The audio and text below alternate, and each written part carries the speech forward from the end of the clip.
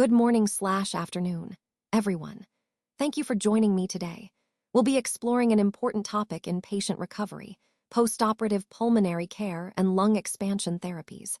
Our focus will be on effective strategies to prevent and manage pulmonary complications using targeted therapeutic interventions.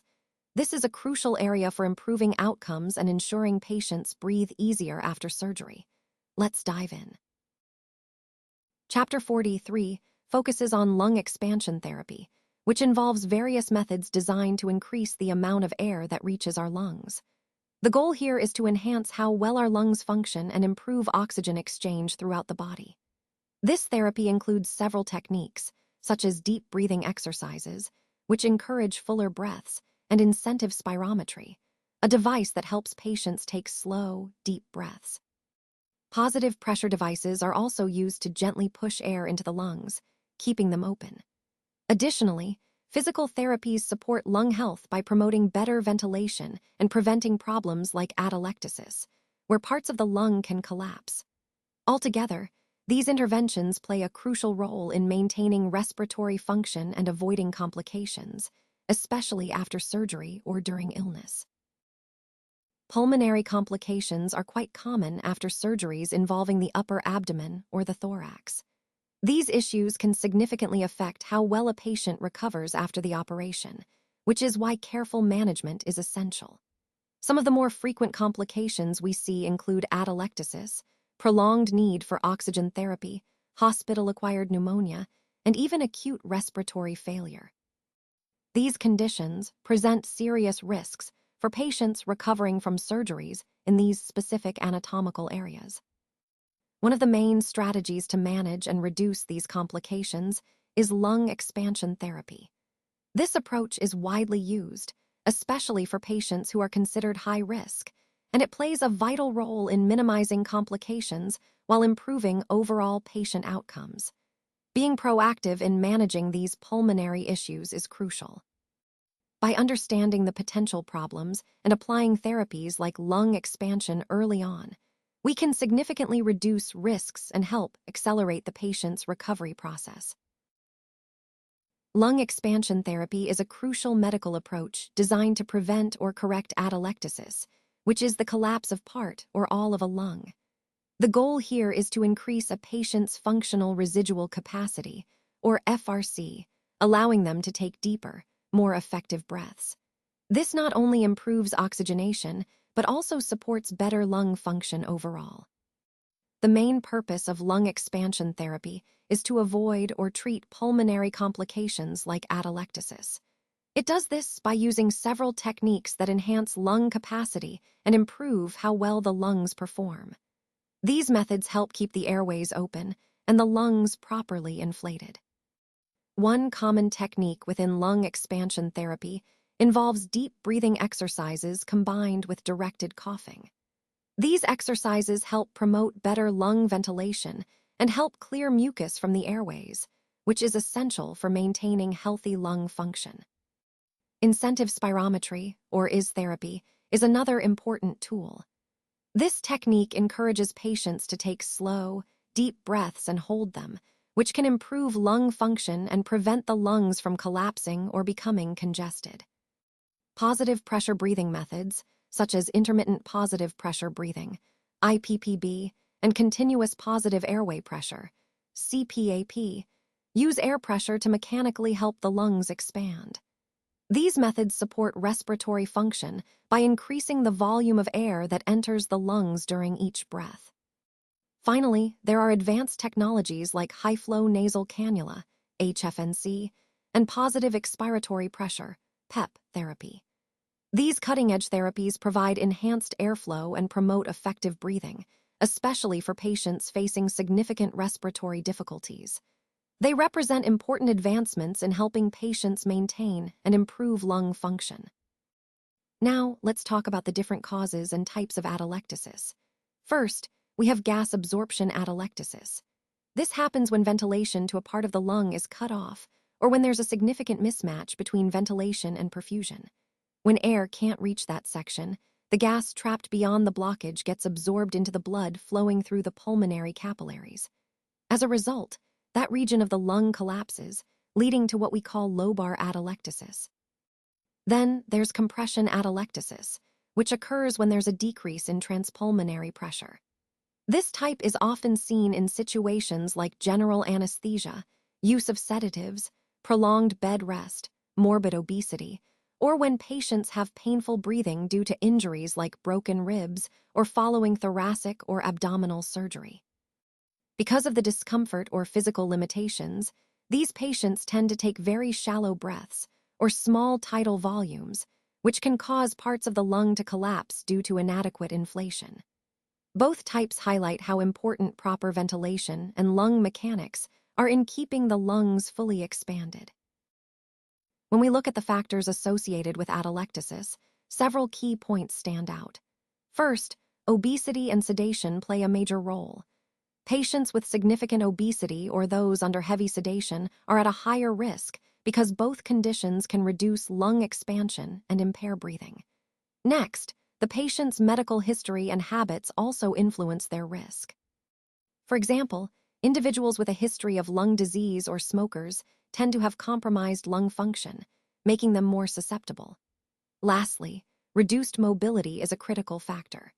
Prolonged bed rest limits lung movement, and an ineffective cough means the lungs can't clear secretions properly, which can lead to areas of collapse. These factors often work together, so understanding them helps us identify and manage patients at risk more effectively.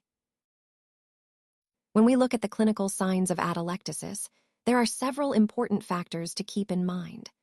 First, a history of recent major surgery is a critical clue because it increases the risk. Patients who have chronic lung disease or who smoke are also more susceptible to developing respiratory complications, making them more vulnerable. From a respiratory standpoint, these patients often show rapid breathing or tachypnea and a faster heart rate, known as tachycardia. These are common signs that the body is trying to compensate for reduced lung function. On auscultation, we might hear fine, late inspiratory crackles, which are subtle but significant. Additionally, breath sounds may either be bronchial or diminished, indicating areas of the lung aren't properly ventilated. Radiographic imaging further helps in diagnosis. Chest X-rays typically reveal areas of increased density along with volume loss. You may also notice the diaphragm on the affected side appears elevated, and the trachea can shift towards the area of collapse, both strong indicators of atelectasis. To summarize, those late inspiratory fine crackles are a hallmark during physical exams, and when combined with radiological signs like opacity, diaphragm elevation, and tracheal displacement, they provide a comprehensive picture of atelectasis. These findings together help us identify and understand the severity and location of the lung collapse.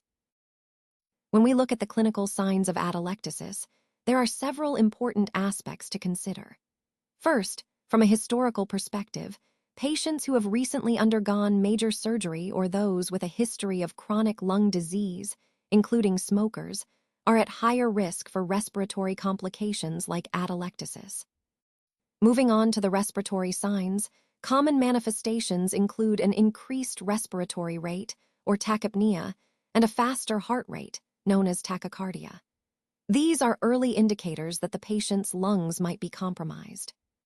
During auscultation, you might hear fine, late inspiratory crackles, which suggest small airway collapse.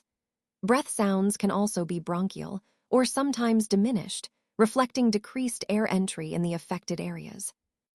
Radiographically, atelectasis presents as increased density, along with signs of volume loss on the chest X-ray. This often appears as an opacity in the areas of the lung that are collapsed. There are also secondary anatomical changes to watch for, such as elevation of the diaphragm on the affected side, and a shift of the trachea towards the collapsed lung, which are clues to the extent of lung volume loss. Lastly, it's important to remember that patients with chronic lung disease or a smoking history are more vulnerable to developing atelectasis. This clinical risk factor should always be kept in mind when assessing patients. When assessing a patient with atelectasis, several physical signs can guide us. We often hear diminished breath sounds over the affected area, and when we percuss that region, it may sound dull due to the collapsed lung tissue. You might also notice reduced chest wall movement on the side where the lung is involved. During auscultation, crackles may sometimes be present. Vital signs often change in response to the compromised lung function. Patients may breathe more rapidly, a condition called tachypnea, as their body attempts to improve oxygen intake. Oxygen saturation levels might drop, indicating hypoxia, and the heart rate can increase to compensate for the reduced gas exchange. From the patient's perspective, common complaints include shortness of breath or difficulty breathing, which can be quite distressing. Some also report chest discomfort or pain localized to the area of atelectasis. Because the body isn't getting enough oxygen, patients often feel fatigued or weak. Visually, the affected side of the chest might not expand as much during inhalation. In severe cases, you might observe cyanosis, a bluish discoloration of the skin indicating significant oxygen deprivation. Patients may also show signs of respiratory distress, such as nasal flaring or the use of accessory muscles to breathe. Finally, it's important to consider the patient's history. Recent surgeries, especially involving the chest or abdomen, as well as chest trauma, can increase the risk of atelectasis.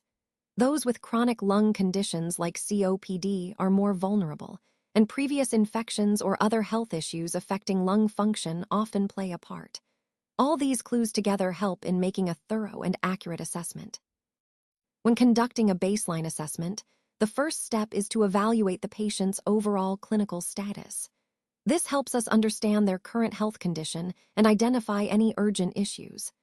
Next, it's important to measure and record their vital signs, such as heart rate, blood pressure, and respiratory rate, as these provide critical information about how their body is functioning. We also need to carefully observe the patient's appearance and sensorium, which means checking their level of alertness and mental status for any immediate concerns. Examining their breathing is another key part of the assessment. This involves listening to the chest with a stethoscope and watching their breathing pattern to spot any abnormalities like wheezing or irregularity. Finally, assessing how well the patient cooperates is essential. We want to gauge their motivation and whether they can understand and follow instructions, as this will impact how effectively we can proceed with their care. Each of these steps builds a comprehensive picture of the patient's baseline condition, which is vital for guiding further evaluation and treatment. Getting the patient out of bed as early as possible plays a crucial role in their overall recovery. Evidence shows that early ambulation not only supports faster healing, but also improves general health outcomes. When patients start moving sooner, it sets the stage for better physical and respiratory function. Walking, even just short distances, is a key part of this process. It helps improve gas distribution in the lungs, which reduces the chances of alveolar collapse. This means the lungs can function more effectively, supporting the patient's ability to breathe deeply and efficiently. In addition to walking, encouraging patients to change their posture is very important. Sitting up and standing can greatly boost lung activity by promoting better gas exchange. These movements are critical in preventing respiratory complications and maintaining healthy lung function during recovery.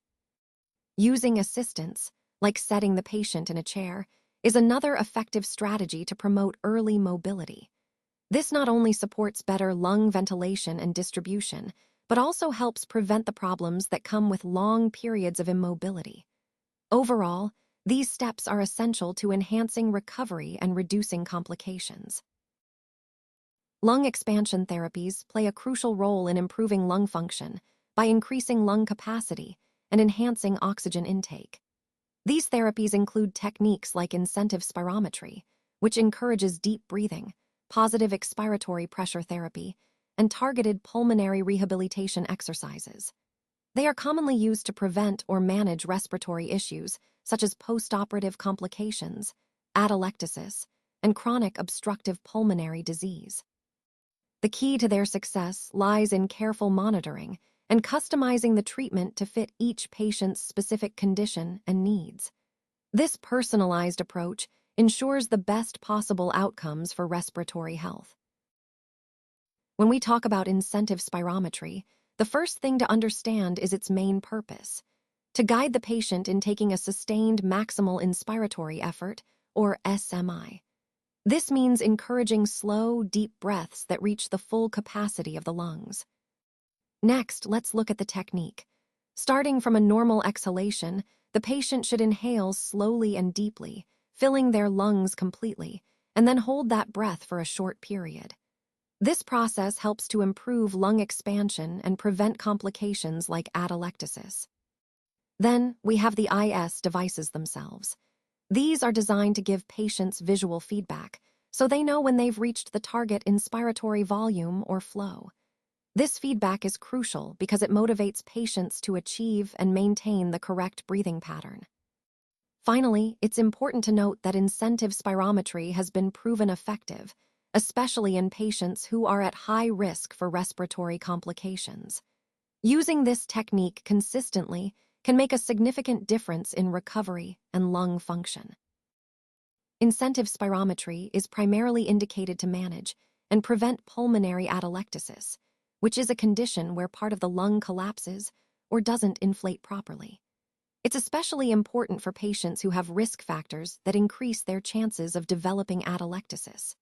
For example, those undergoing upper abdominal or thoracic surgeries, or those with chronic obstructive pulmonary disease, often benefit from using an incentive spirometer. Additionally, patients with restrictive lung defects, such as from quadriplegia or diaphragm dysfunction, are good candidates for this therapy. Overall, incentive spirometry plays a crucial role in maintaining proper lung function and preventing complications after surgery or in the presence of restrictive lung conditions. When we talk about contraindications for incentive spirometry, the first important point is patients who simply cannot use the device properly.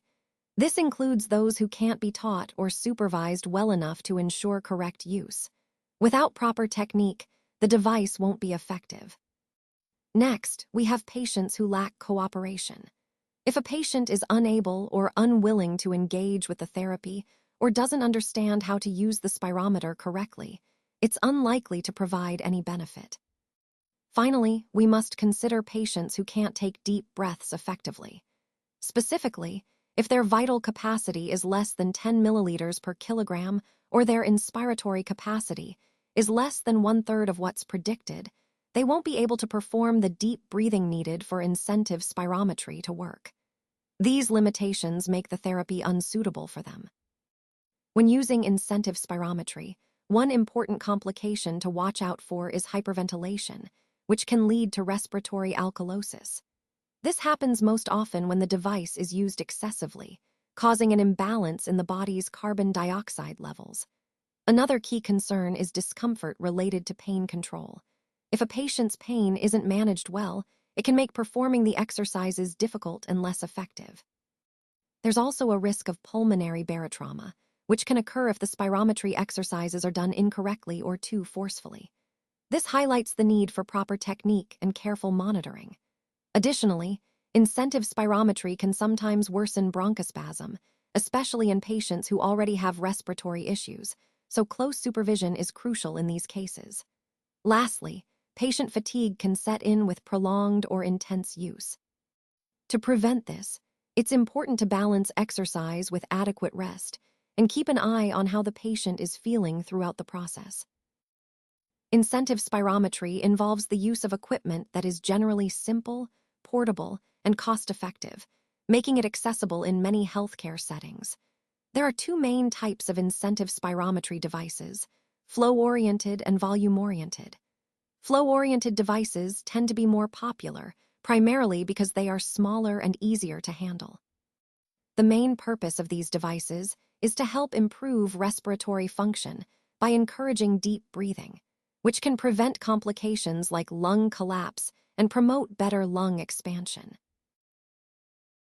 The volumetric incentive spirometer is an important tool designed to help patients improve their lung function, especially after surgery or when dealing with respiratory conditions. Essentially, it encourages deep, controlled breaths, which are crucial for promoting alveolar expansion. This helps keep the lungs fully inflated and prevents common complications like atelectasis, where parts of the lung collapse.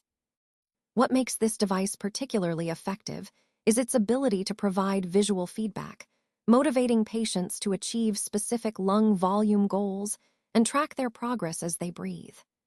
This combination of guided breathing and feedback makes incentive spirometry a valuable practice for recovery and maintaining healthy lung capacity. Incentive spirometry is a technique designed to encourage deep breathing.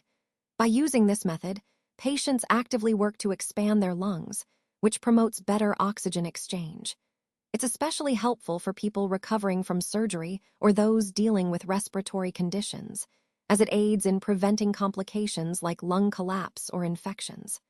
Essentially, it helps keep the lungs healthy and functioning properly during recovery.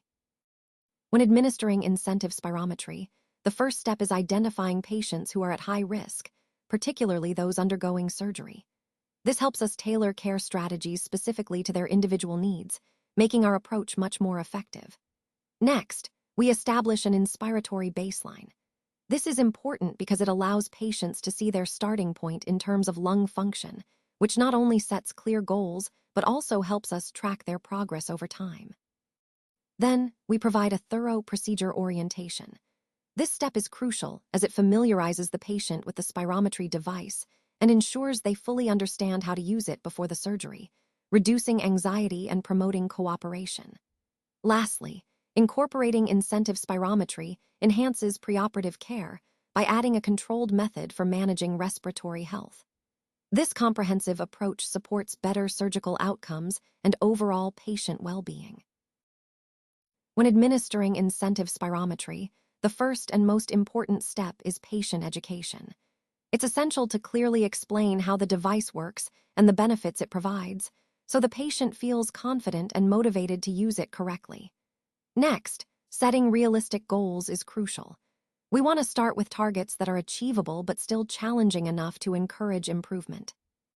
When it comes to the breathing technique, focus on encouraging diaphragmatic breathing. This means slow to moderate breaths using the diaphragm, followed by a sustained breath hold. This helps maximize lung expansion. As for how often to perform the exercise, patients should aim to do at least 5 to 10 sustained maximal inspirations every hour, with breaks as needed to avoid fatigue. Finally, regular follow-up is key. By reassessing the patient's technique and performance during return visits, we can ensure they are using the incentive spirometer effectively and making progress toward their respiratory goals. Here, we're focusing on predictive inspiratory capacity, measured in milliliters. This value is crucial because it helps us estimate a person's maximum ability to inhale air, which is important for assessing lung function. By understanding this predictive measure, we can better evaluate respiratory health and detect potential issues early on. Essentially, it gives us a benchmark to compare against actual measurements and determine if lung capacity is within a normal range or if further investigation is needed. Intermittent positive pressure breathing, or IPPB, is a therapy that helps expand the lungs by delivering positive airway pressure. This is done with the assistance of a machine that provides deep breaths, making it easier for the lungs to open up and improve ventilation. Typically, these treatment sessions are quite short, usually around 10 to 15 minutes each. This brief duration makes it a convenient option for patients needing respiratory support without prolonged therapy time. Intermittent positive pressure breathing, or IPPB, is a valuable treatment approach that uses positive pressure ventilation in periodic sessions to help manage pulmonary complications or flares in lung disease. One of the key goals of IPPB is to provide augmented tidal volumes. Essentially, it helps patients breathe in a larger volume of air with less effort. This can be particularly important for those struggling to take deep breaths on their own. IPPB is especially useful for patients who have developed atelectasis, but haven't responded well to other treatments like incentive spirometry. For patients at high risk of atelectasis, and those who cannot perform IS effectively, IPPB offers a practical alternative to help maintain lung function. Ultimately, the core objective of IPPB is to improve lung function by delivering positive pressure ventilation that is effective, controlled, and requires minimal effort from the patient. This makes it a critical tool in respiratory therapy when other methods fall short. When we talk about intermittent positive pressure breathing, or IPPB, it's crucial to understand when this therapy should not be used. First and foremost, an absolute contraindication to IPPB is an untreated tension pneumothorax. This condition creates a dangerous pressure buildup in the chest, and applying positive pressure breathing could worsen it significantly. Next, there are several relative contraindications tied to recent surgeries or anatomical concerns. For instance, patients who have had recent esophageal surgery or have a tracheoesophageal fistula should avoid IPPB. Similarly, if radiographic imaging shows the presence of blebs, or if there's been recent surgery involving the face, oral cavity, or skull, IPPB might not be safe. Finally, there are additional factors that can limit the use of IPPB. Elevated intracranial pressure above 15 mmHg is a serious concern, as is hemodynamic instability, which means the patient's cardiovascular status isn't stable. Active hemoptysis, or coughing up blood, also rules out IPPB, along with conditions like singultus or persistent hiccups and severe nausea. All of these conditions need to be carefully evaluated before deciding to proceed with IPPB therapy. When using intermittent positive pressure breathing therapy, there are several potential complications we need to be aware of. First, pulmonary barotrauma is a significant risk. This happens when the pressure applied during therapy causes injury to the lung tissues, so careful monitoring is essential. Another common issue is hyperventilation, which can lead to respiratory alkalosis. This occurs when the patient breathes too rapidly, causing an imbalance in blood pH. Gastric distension is also a concern, especially when the pressures exceed 20 to 25 centimeters of water. This excess pressure can force air into the stomach, which may cause discomfort or other complications. It's important to note that this threshold is critical and should be monitored closely. Additionally, in some patients, IPPB therapy can worsen bronchospasm, so we must observe patients carefully for any signs of increased airway constriction. Finally, fatigue can develop as a result of the therapy, likely due to respiratory muscle overuse or overall strain. Being aware of these risks helps us to use IPPB therapy safely and effectively. Intermittent positive pressure breathing, or IPPB, offers several important benefits for respiratory care.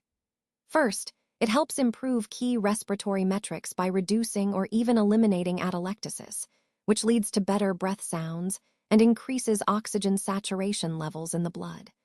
This means patients can breathe more efficiently and oxygen delivery throughout the body improves.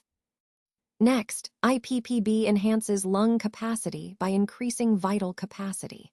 This is crucial because a greater vital capacity allows for deeper, more effective breaths, which supports overall lung function.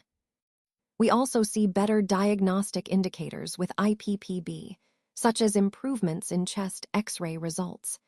This helps us track progress and evaluate how well the therapy is working.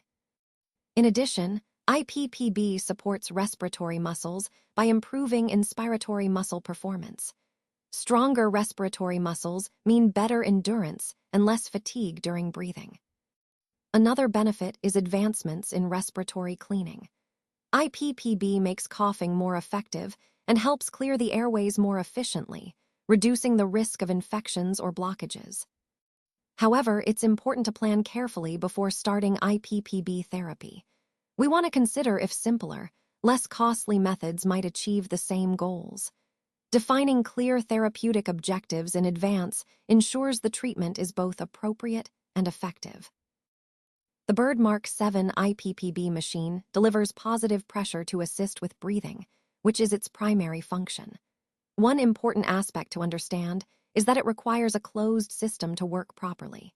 If the system isn't closed, the machine won't cycle off as it's designed to do. So, maintaining a sealed circuit is crucial for the device to function as intended and to ensure the patient receives the correct therapy. When we talk about intermittent positive pressure breathing, or IPPB, two important features to understand are the sensitivity control and the hand timer functionality. First, the sensitivity control is crucial because it determines how the machine detects when to start a breath. Essentially, it senses the patient's effort to breathe in and triggers the machine to deliver a breath. If it's set properly, it can make breathing more comfortable and effective. Then, we have the hand timer functionality. This allows the operator to temporarily pause the machine from cycling on by pulling out a control. This can be helpful when you need to interrupt the treatment briefly without shutting the device off completely. Both of these features give us greater control and flexibility when using IPPB therapy.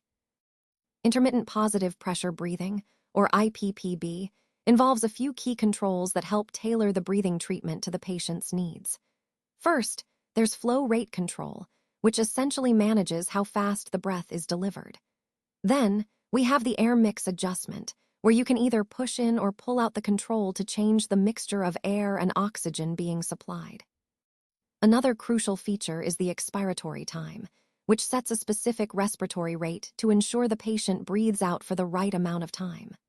Overall, when using IPPB, the main focus is on controlling flow rate, air mix, and expiratory time to optimize therapy and patient comfort. Here, we're looking at the pressure manometer in intermittent positive pressure breathing, or IPPB. This device is crucial because it measures the pressure being delivered during the treatment, and the readings are given in centimeters of water, or cmH2O. Monitoring this pressure allows us to ensure the therapy is effective and safe, making sure the patient receives the correct amount of pressure to assist their breathing without causing any discomfort or harm. It's an important tool for evaluating and adjusting the IPPB settings in real time.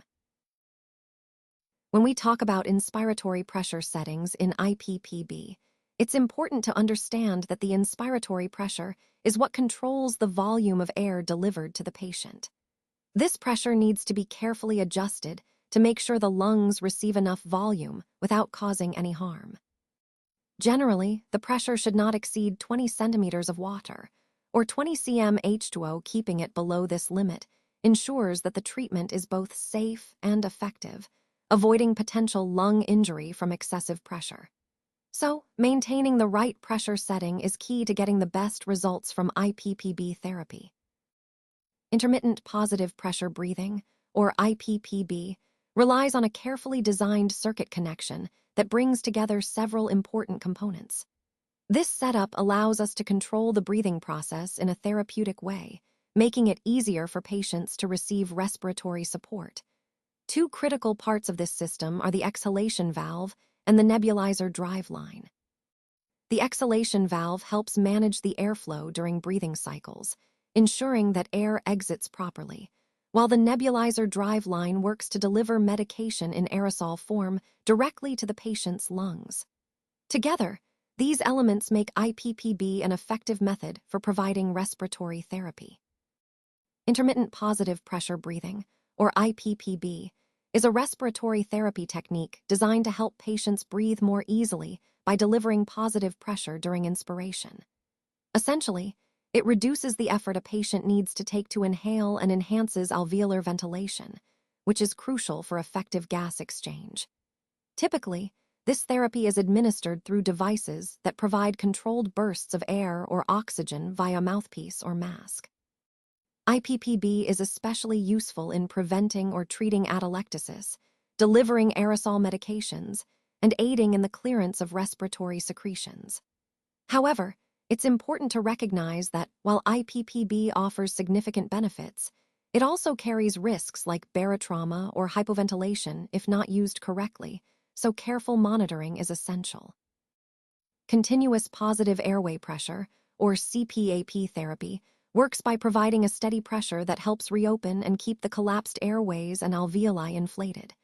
Essentially, it acts like a splint inside the lungs, preventing them from collapsing again. Next, the patient breathes through a pressurized circuit that includes a threshold resistor. This setup maintains pressure typically between 5 and 20 centimeters of water, ensuring the airways stay open during both inhalation and exhalation. Finally, It's important to note that the benefits of CPAP are not long-lasting if used intermittently. For optimal effect, CPAP should be applied continuously until the patient shows full recovery, as this continuous support is what helps improve lung function effectively. When using CPAP therapy, there are several important contraindications to keep in mind. For instance, it shouldn't be used in patients who are hemodynamically unstable or those experiencing hypoventilation. It's also contraindicated in patients with nausea, facial trauma, untreated pneumothorax, or elevated intracranial pressure. Now, regarding hazards associated with CPAP, barotrauma is a key concern, which can lead to pneumothorax or lung injury due to excessive airway pressure. This is something we need to monitor closely during therapy. Another significant risk is hypoventilation, which can cause hypercarbia or elevated carbon dioxide levels, especially if the patient's breathing effort is inadequate. Gastric distension is another complication. The air pressure can cause the stomach to expand, which can be uncomfortable or even dangerous if it leads to vomiting.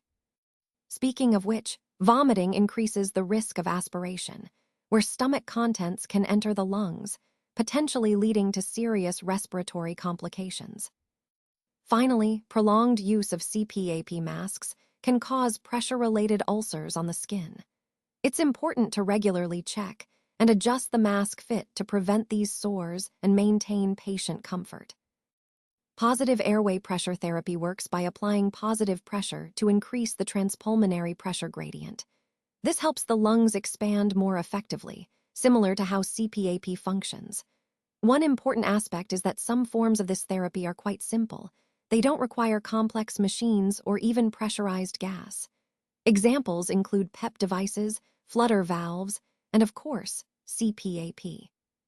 The key characteristic across all these approaches is the use of positive pressure, which helps improve respiratory function by promoting better lung expansion. This makes breathing easier and more efficient for patients.